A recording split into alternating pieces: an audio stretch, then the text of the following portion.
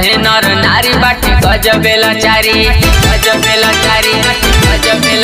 पड़ल देशवा पे भारी कोरोना के बीमारी दुख सहे नर नारी बाटे गजबेला चारी बड़ी होके माथा मारी सबे मरे पारा पारी हाथ जोड़ी के करीले हम गुहार महाकाल महाकाल दुख हर तू तत्काल महाकाल महाकाल दुख हर तू तत्काल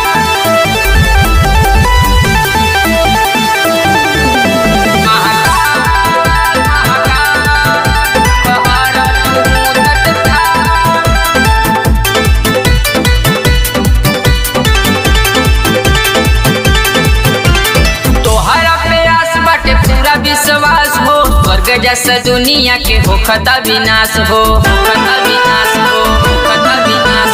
तोहरा प्रयास बाटे पूरा विश्वास हो स्वर्ग जैसा दुनिया के होखता विनाश लेला कोई अवतार नित्य सृष्टि संहार हाथ जोड़ी के करीले हम गुहार महाकाल महाकाल दुख हर तू तत्काल महाकाल महाकाल दुख हर तू तत्काल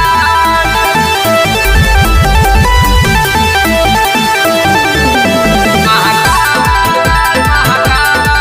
दुख हर तू तत्काल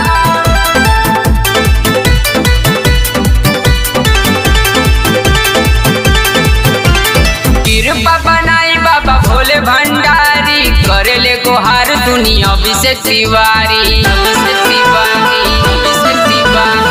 कृपा बनाई बाबा भोले भंडारी करेले गोहार दुनि कृष्णा मुरारी कराइए उपकार मन गइल बाटे हाथ जोड़ी के करीले हम गोहार महाकाल महाकाल दुख हर तू तत्काल।